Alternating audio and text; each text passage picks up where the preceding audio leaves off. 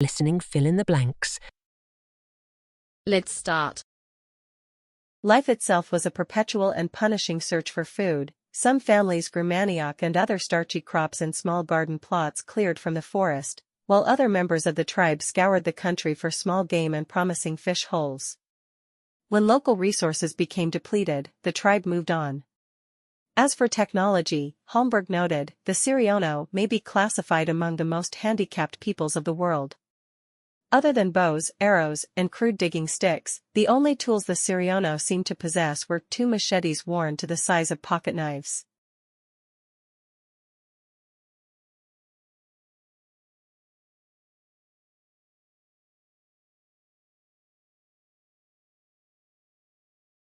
But while the scientific study of these structures is a little over a quarter of a century old, artificial reefs made out of readily available materials such as bamboo and coconuts have been used by fishermen for centuries, and the benefits have been enormous. By placing reefs close to home, fishermen can save time and fuel, but unless they are carefully managed, these areas can become overfished. In the Philippines, for example, where artificial reef programs have been instigated in response to declining fish populations, catches are often allowed to exceed the maximum potential new production of the artificial reef, because there is no proper management control.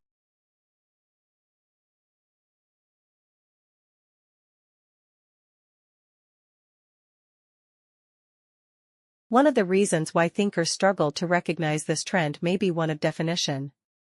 After all, I am a friend to someone I have known and loved for 25 years, but I am also a friend of the earth. Friendship is a slippery category. This, however, is where philosophers are supposed to help. Aristotle divided friendships into three types: friendships for usefulness, friendships for pleasure, and friendships of virtue.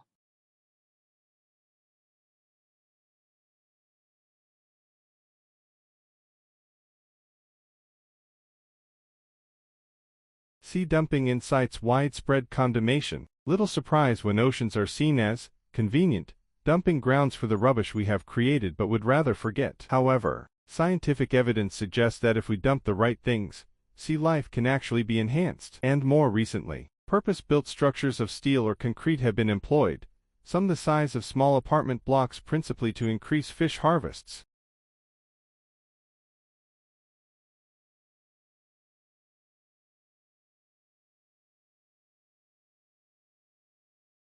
Action is being taken along several fronts, through new legislation, improved enforcement, and innovative technology.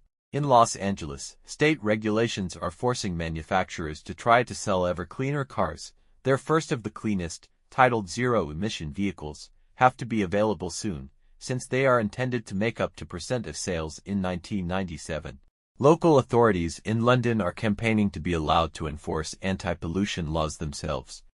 At present, only the police have the power to do so, but they tend to be busy elsewhere. In Singapore, renting out road space to users is the way of the future.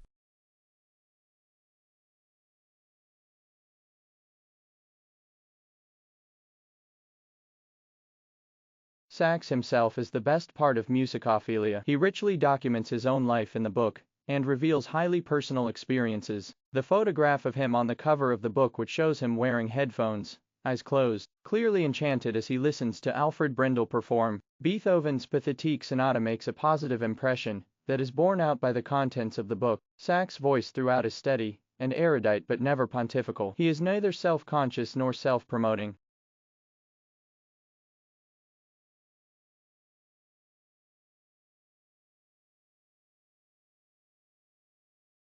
Once north of Cairo, most of the Nile water is diverted into more than 10,000 kilometers of irrigation canals, and only a small proportion reaches the sea directly through the rivers in the delta. The water in the irrigation canals is still, or very slow-moving, and thus cannot carry sediment, Stanley explains. The sediment sinks to the bottom of the canals, and then is added to fields by farmers or pumped with the water into the four large freshwater lagoons that are located near the outer edges of the delta. So very little of it actually reaches the coastline to replace what is being washed away by the Mediterranean currents.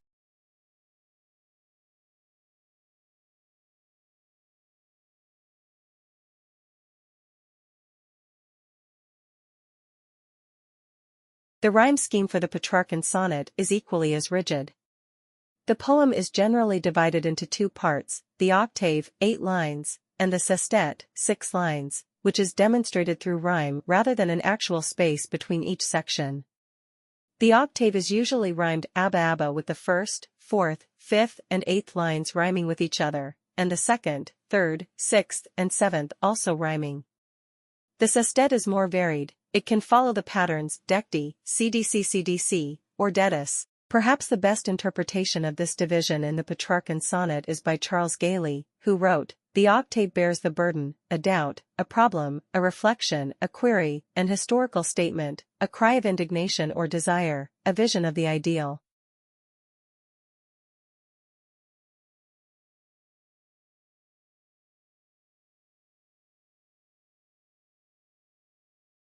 One of the main problems posed by sand dunes is their encroachment on human habitats. Sand dunes move by different means, all of them aided by the wind. Sand dunes threaten buildings and crops in Africa, the Middle East, and China. Preventing sand dunes from overwhelming cities and agricultural areas has become a priority for the United Nations Environment Program. On the other hand, dune habitats provide niches for highly specialized plants and animals, including numerous rare and endangered species.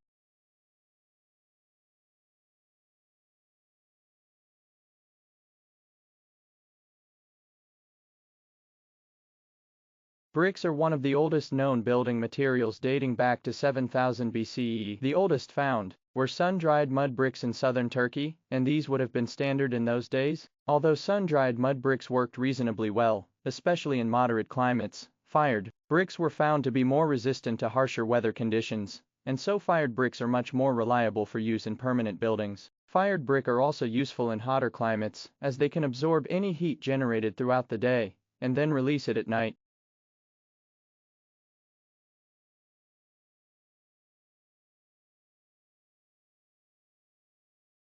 Like, share, subscribe the channel, and press the bell icon for further updates.